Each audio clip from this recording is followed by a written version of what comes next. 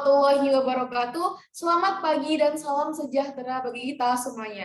Perkenalkan, kami dari kelompok 3 akan mempresentasikan hasil penelitian kami, yaitu analisis tanggal lahir mahasiswa-mahasiswi Teknik Logistik Universitas Pertamina Angkatan 2021.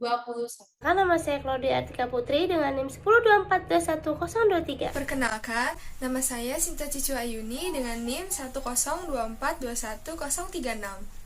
Nama saya Ica Preti Claudia dengan NIM 102421041. Perkenalkan, nama saya Paulina Insiri Sulaiman dengan NIM 102421043.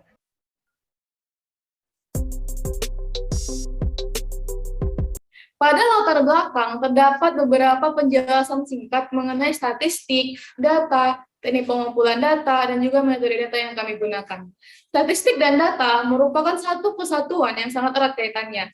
Karena di statistik kita bisa memperoleh rata-rata hitung suatu data, median, modus, kuartil, desil, cempangan baku, variansi, dan lain sebagainya.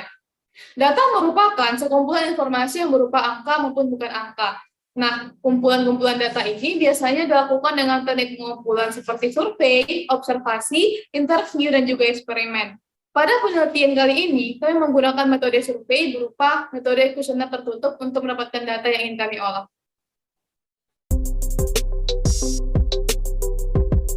Oke teman-teman, kita akan membahas apa itu statistika. Statistika adalah ilmu yang mempelajari tentang bagaimana cara merencanakan, mengumpulkan, mengolah, menganalisis, menginterpretasikan, dan akhirnya mempresentasikan data sehingga dapat disajikan lebih baik. Statistika ini terbagi menjadi dua, yaitu statistika deskriptif dan statistika inferensial. Statistika deskriptif adalah bagian dari bidang ilmu statistika yang mempelajari tentang bagaimana cara pengumpulan, pengolahan, peringkasan, penyajian, serta analisis data. Dan statistika inferensial adalah metode analisis yang digunakan untuk menarik kesimpulan sebuah populasi secara umum berdasarkan hasil sampel. Statistika ini sangat bergantung pada sebuah data. Data merupakan angka-angka yang memiliki arti atau memberikan informasi. Jenis data berdasarkan skala pengukuran dibagi menjadi 4 jenis, yaitu skala nominal, ordinal, interval, dan ratio. Jenis data berdasarkan sifatnya dibagi menjadi dua, yaitu kualitatif dan kuantitatif. Data kualitatif menyajikan data dalam bentuk kalimat verbal, bukan angka ataupun bilangan. Sedangkan data kuantitatif menyajikan data berupa simbol atau angka. Pada penelitian yang kami lakukan ini, kami mengambil data yang bersifat kuantitatif, yaitu yang berupa simbol atau angka. Selanjutnya, kita akan membahas tentang metodologi penelitian. Teknik sampling dalam metodologi penelitian dibagi menjadi dua bagian, yaitu populasi dan sampel. Populasi adalah wilayah generalisasi yang terdiri atas objek atau subjek yang mempunyai kualitas dan karakteristik tertentu yang ditetapkan oleh peneliti untuk dipelajari dan kemudian ditarik kesimpulannya. Sedangkan sampel adalah bagian dari keseluruhan objek yang akan diteliti atau dievaluasi yang memiliki karakteristik tertentu dari sebuah populasi. Dalam penelitian ini, yang menjadi populasi adalah mahasiswa-mahasiswi program studi teknik logistik Universitas Pertamina Angkatan 2021. Sedangkan sampel yang diambil adalah 83 dari 90 orang mahasiswa-mahasiswi program studi teknik logistik Universitas Pertamina Angkatan 2021. Teknik pengumpulan data. Pengumpulan data dapat dilakukan dengan 4 cara, yaitu survei, observasi, wawancara, dan juga eksperimen. Namun dalam penelitian kali ini, kami menggunakan survei dalam bentuk kuesioner tertutup. Kuesioner tertutup adalah suatu kuesioner di mana pertanyaan-pertanyaan yang dituliskan telah disediakan jawaban pilihannya, sehingga responden tinggal memilih salah satu jawaban yang paling sesuai. Berdasarkan kuesioner yang telah dilakukan dan telah diisi oleh para responden, maka ada beberapa data yang telah didapat. Berdasarkan grafik, dapat disimpulkan bahwa mahasiswa teknik logistik yang lahir di tanggal 1, 17, 18, 23, 25, 26, 28, dan 30 masing-masing berjumlah 2 orang. Sedangkan mahasiswa teknik logistik yang lahir pada tanggal 3, 8, 22, dan 27 masing-masing berjumlah 4 orang. Mahasiswa teknik logistik yang lahir pada tanggal 4, 5, 6, 7, 9, 10, 16, 19, 21, dan 31 masing-masing berjumlah 3 orang. Sedangkan mahasiswa teknik logistik yang lahir pada tanggal 12 berjumlah 7 orang.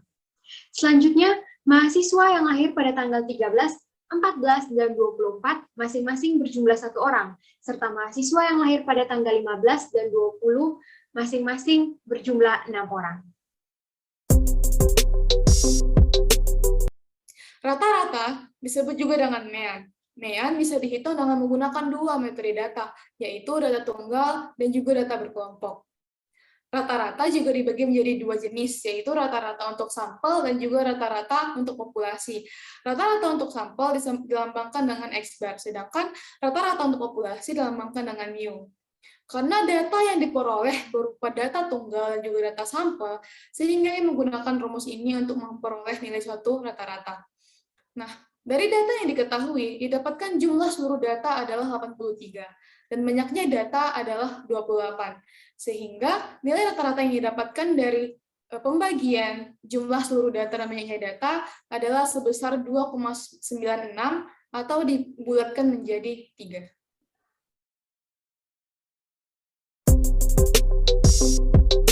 Sekarang kita akan menentukan median. Seperti yang kita tahu, median itu adalah nilai tengah. Nah, untuk menentukan median, kita perlu untuk mengurutkan datanya dari yang terkecil ke yang terbesar. Nah, setelah diurutkan, kita menggunakan rumus I sama dengan N dibagi 2, sama dengan N-nya itu berjumlah 28, dibagi 2 sama dengan 14.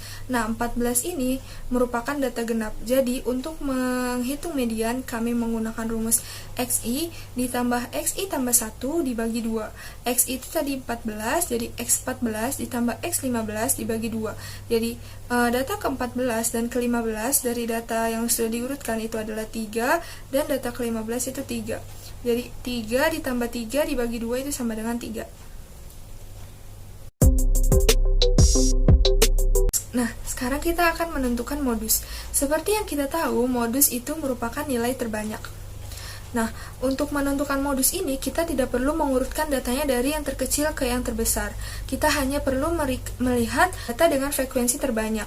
Contoh, di sini 3 dalam data kami ini merupakan data yang frekuensinya paling banyak, yaitu ada 11.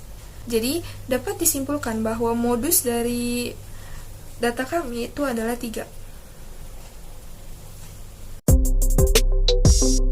Jangkauan disebut juga dengan rentang ataupun range. Jangkauan didapatkan dengan mengurangkan data terbesar dan data terkecil. Pada data yang diketahui, didapatkan data terbesar bernilai 7 dan juga data terkecil bernilai 1. Dengan menggunakan rumus ini, nilai maksimum dikurang nilai minimum mendapatkan nilai jangkauan sebesar 6. Sekarang kita masuk kepada variansi dan juga simpangan baku.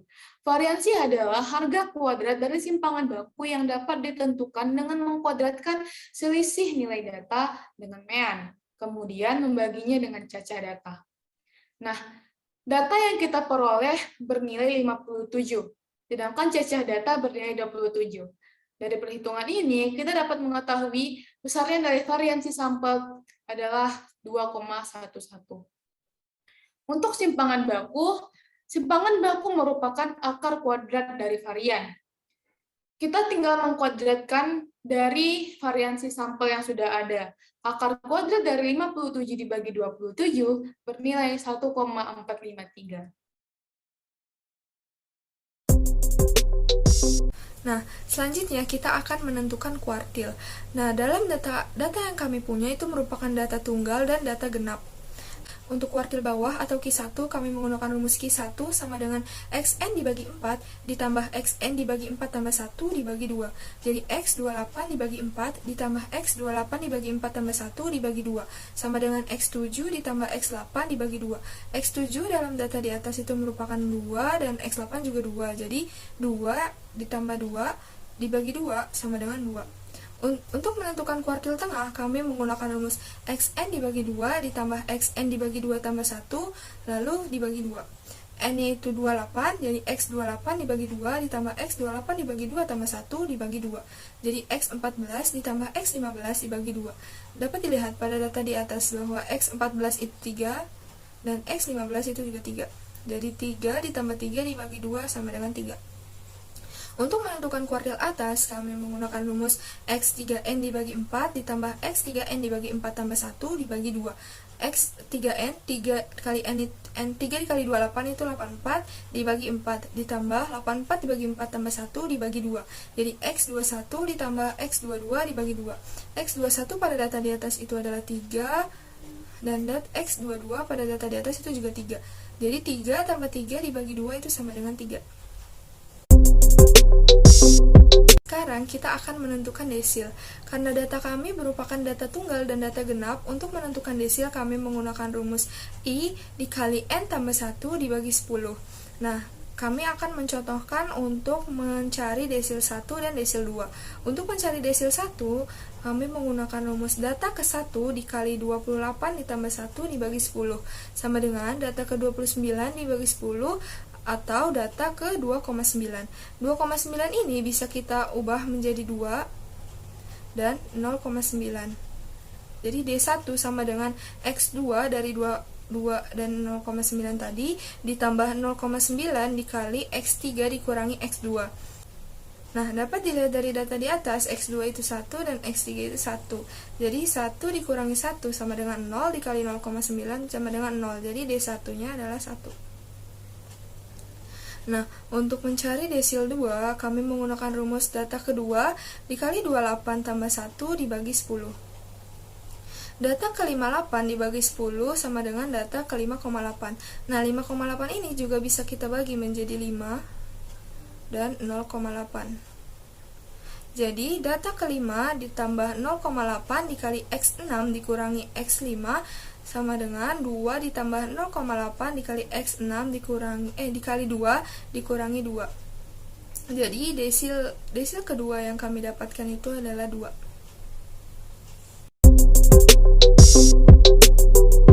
Jadi teman-teman dapat diambil kesimpulan bahwa statistik dan data merupakan satu kesatuan yang saling berkaitan dan erat hubungannya. Karena dengan adanya suatu data, di statistik kita bisa mendapatkan nilai suatu rata-rata, median, modus, jangkauan, kuartil, desil, simpangan baku, variansi, dan lain sebagainya.